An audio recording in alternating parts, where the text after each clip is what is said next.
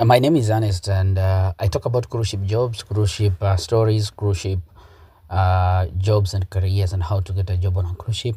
And today, I want to speak about frustrations and some of the problems that crew members are going through when it comes to looking for a job on a cruise ships, and some of the steps that are being taken by most of us when it comes to seeking jobs on cruise ships abroad. And at the same time, we also focusing on issues about going abroad. If you want to transfer yourself and live in abroad, then we are going to talk about them. In this short video, let's listen to me and listen to me carefully. Of recent, we have had a lot of job offers, and at the same time, highest number of people who are looking for jobs, especially in Africa. I'm talking about people who are good in hospitality, those people who are looking for jobs on cruise ships. And according to me, and according to the numbers and the statistics that I've recently encountered, is the word out there is that cruise ships pay well, and cruise ships are hiring every now and then. Yes, it is true. But remember, when you're looking for these jobs, that the companies are hiring. Yes, we cannot deny that. But how preparedness, we talk about preparedness, we talk about you getting jobs, yes, but people have now gone a mile of getting these documents ready. There are processes. Of course, we talk about these processes all the time. But before you get all these processes are like somehow expensive to someone who is back home and who is working to 8 hours job, and our payment, you understand, back home is a little bit low. So we have bills, we have what, it's a little bit expensive. So we devised a program with most of my groups and most of the job seekers, and I said that looking at yourself and your financial status, and this process of cruise ship jobs is a little bit expensive for you, then why can't you just divide yourself and look at ways how you're going to finance these processes as you go by. First, we say that you cannot look for a job on a cruise ship without a passport. Now, before, a passport in Kenya, for example, it was going at 4,500, but after the new government came in, everything changed. So they increased the fees for applying for a passport to almost 6,000 to 7,000. I don't know, now it's 9,000 Kenya shillings. Someone to confirm this, you can write in the comments below the amount that is now being charged for and how many pages is now. I think the least one is 9,000, almost 10,000 Kenya shillings, and there is 15. There is what, depending on the size of the pages of it, it's expensive. So it's not affordable to everyone. So we say that someone who is earning a little money back home, and you have started this process and you don't have a passport, now how are we going to devise to plan this so that we start the process as low as looking for a passport first? I'm aware that some of us, if you just remove at least 10,000 from our salaries, then we have a lot of loopholes, we have a lot of debts we shall incur, we have a lot of things we shall not do. Maybe you have kids, you have house to rent, you have water, you have electricity to pay, you have everything. So how are you going to do that? So we devised a program that if you have a chama, if you are in a chama, then ask them to lend you some money, or ask them to give you some money, or wait for your time. When they give you your money, go do the passport first.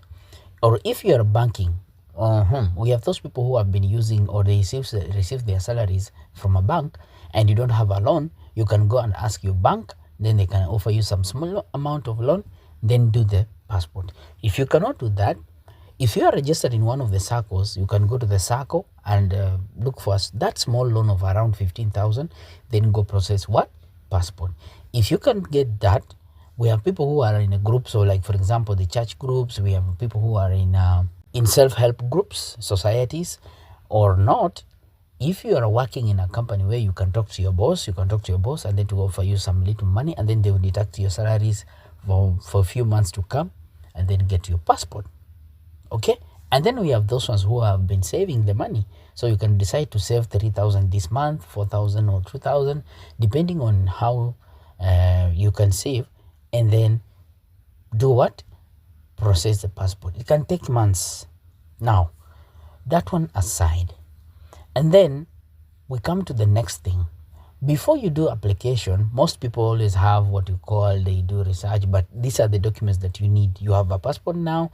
Now you're looking for one other thing, a police clearance certificate. That one can be found in Kenya. It's at least 1,000 Kenyan shillings. But this process, let me remind you, all this process, it can for the passport is always done online. So which means there are some few charges will be charged online in terms of sending. Maybe you're doing it so you can't do it yourself, you want somebody to do it in a cyber, you are going to pay 100 shillings. There is also 2 shillings for photocopy and so much more. So the process of the passport goes into printing and the documents, bringing your passport, your ID, your how do you call this person, your witness, and of course photocopies of your parents or death certificate. You need to attach them there. Your birth certificate, you need to do photocopy and attach them, a copy and do an attachment. So all these process, you see, they're small. Maybe where you're going to apply your passport is not next to your door. So first of all, you need this transportation, maybe bus fares to go and come back. It depends. Like for example, we have, if you can go to Nakuru for you to process your passport, you need you stay in Nairobi, or you stay in Western, or you stay in Mombasa, so you have to travel like that. So you calculate all those things, and then you realize it's a little bit expensive process, but thank God we can manage. So plan yourself well and get all these documents as early enough, especially the passport. Let's go to another thing.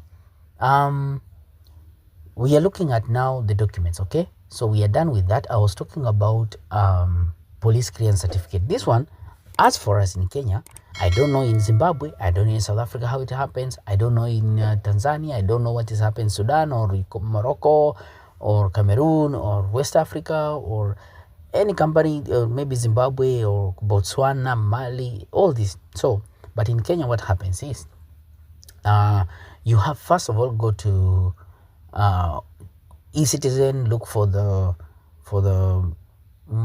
immigration. Is it immigration? I'm not sure. CID is in which interior, a Ministry of Interior, and then you'll find there what we call police clearance certificate. Apply online, and then you'll go for fingers, taking your fingers. I don't know. They always say fingers. I don't know why, but it is fingerprints.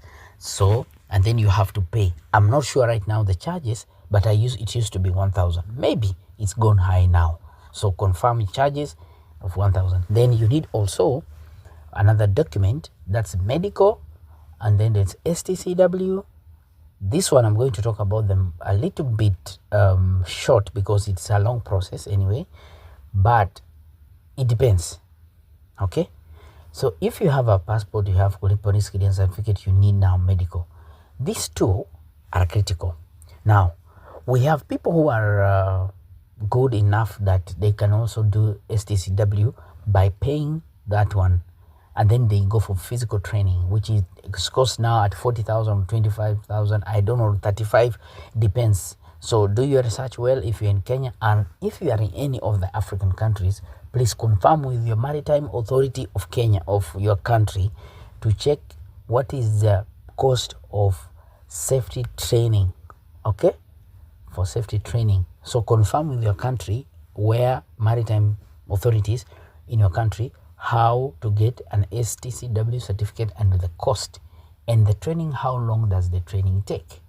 Okay, so in Kenya, after that, it costs around 35,000, and the training takes a week, and you'll go there physically, so you'll do the training. But before we continue, so this money, because it's 35, and as I said, you cannot do everything in one time. So first of all, you have to spread this in a little over a period of 3 to 4 months. Okay, so in the moment you get your salary, you have to pay one thing. So this one, you at least you can do it in 1 month, and then wait again, and then do it another thing on another document in another time. So the STCW, you can travel from wherever you are and go to Mombasa. They have, I don't know if they provide lodging or bed and breakfast, I don't know, but the training takes 1 week. And then the Kenya Maritime Authority, or they say Bandari Academy, something of the sort, and then you have to register yourself, and then you pay, and then you start the training. They have schedules. First of all, before you travel there, make a call. Go find their website, and the link is always in the description.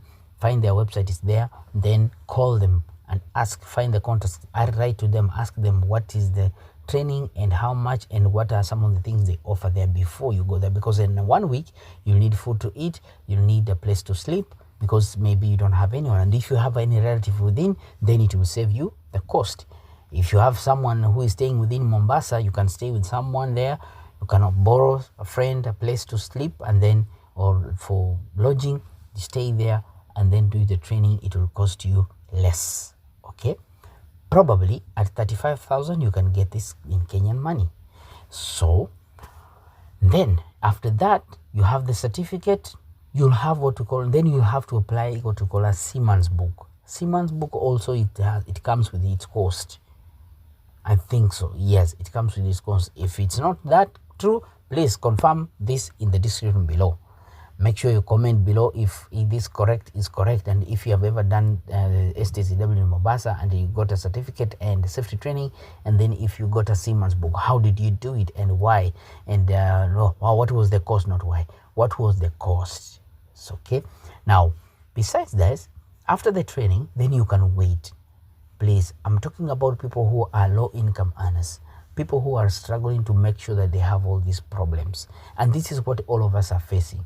It's very hard to get all this money together and then process all these documents because they're expensive. Now, one thing is, be patient. Continue looking for these jobs. Continue looking and searching and applying.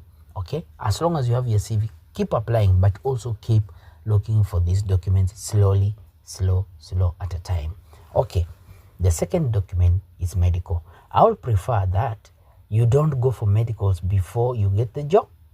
Why? Because most companies, they prefer different hospitals, different facilities, health facilities, and doctors who are assigned to do this job, or they are recognized by Bermuda.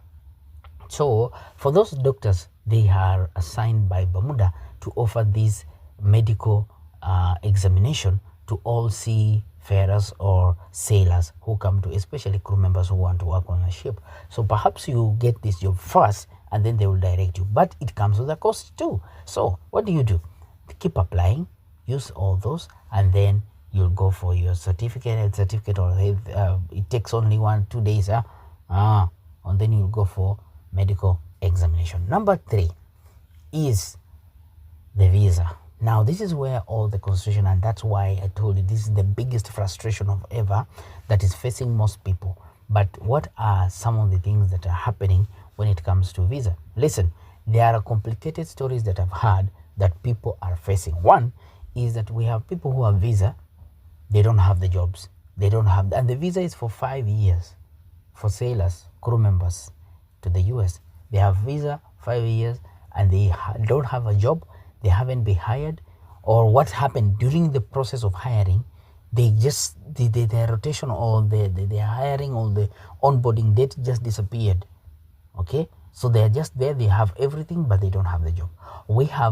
I've heard of cases where people have visa, people have all the documents, they have the job offer, they have everything, but they have been denied visas for almost 5 times.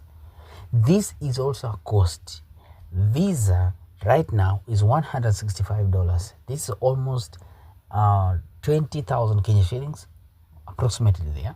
It's very expensive to some of crew members. So this is what we are talking about. So if it comes to that, there is so much more that crew members are discussing about. What do you do if you're denied a visa? We talked about what are some of the expected questions, what are that, but entirely this process of visa, issuing visa or C1D visa is all entirely to visa officer if they want to give. I don't want to talk about why they deny or how and why they deny. I don't know.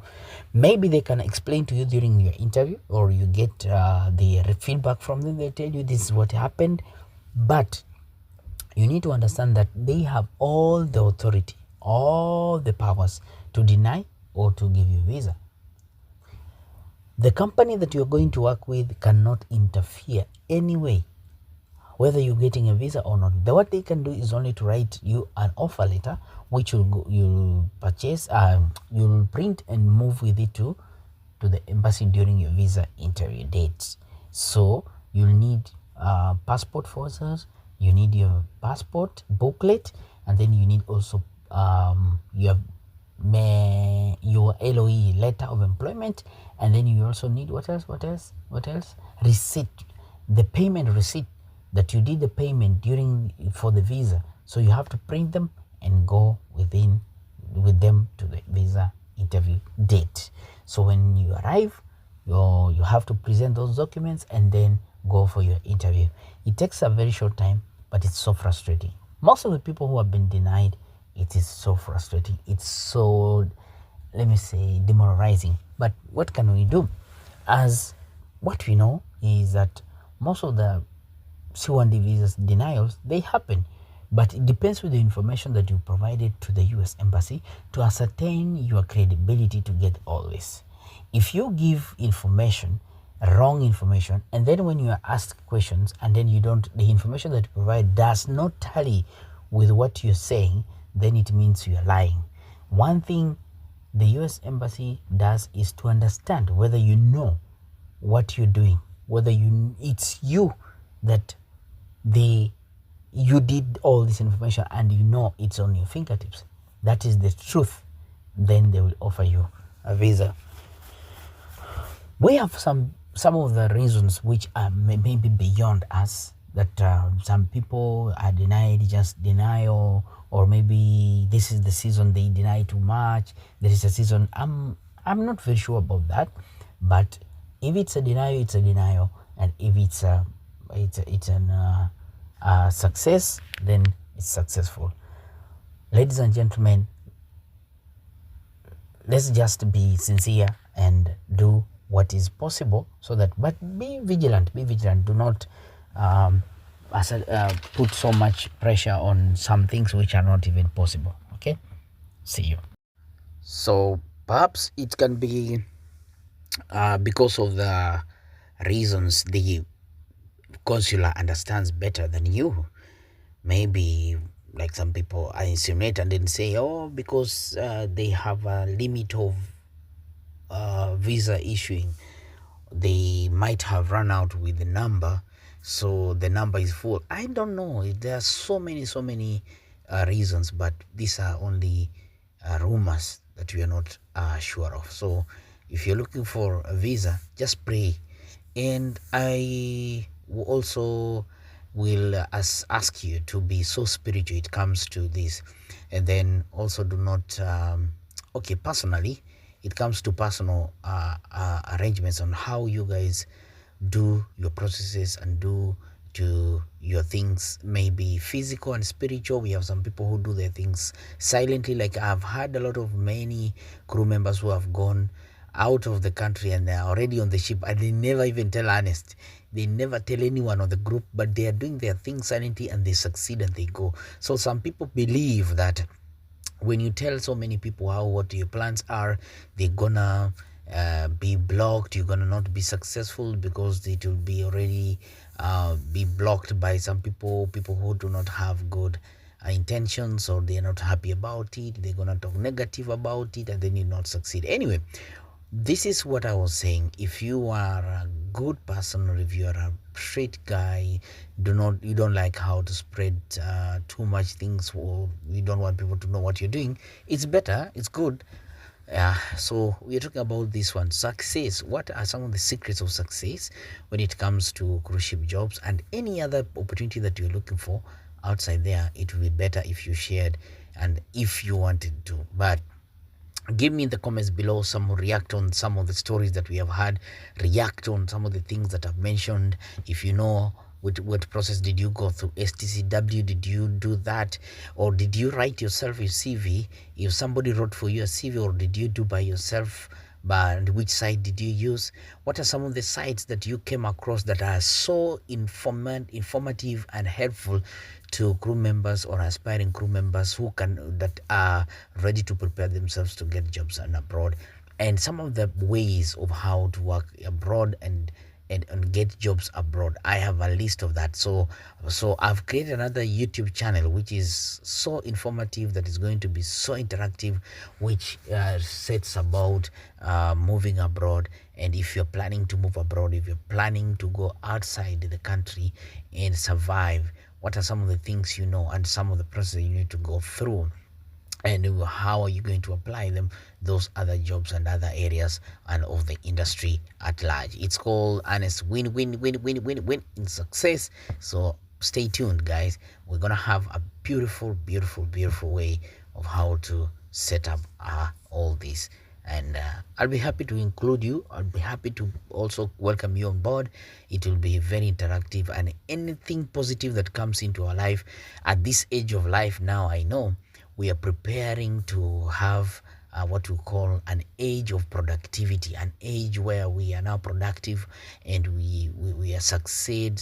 And how are we going to invest? What are some of the best places to invest? What are some of the places to look up to? What is trending? And some of the things that are happening in our life in this era that we can grab on, so that we can live a happy and endurable life. Spiritual matters can be also included, and we shall look into the industry and some of the things that are around us, so that we can shape our life in this future. Thank you so much for following. Thank you. I'll be sharing the video, all the links, the website, the Facebook group, the WhatsApp groups, the WhatsApp channel, YouTube channel, where we can meet, all social media where we can meet and talk and everything. Thank you so much. Thank you, guys. I'll be happy to have you in. Thank you for listening. Thank you for watching my graphics. I think you're enjoying. I'm taking you through. These are the stories that we do. These are the places we walk around. Anyway, I hope you enjoy and you like them. It will be happy and glad to have you. Thank you so much. Thank you. See you next time. It's Arnest. My break time is done. Okay. See you on WhatsApp.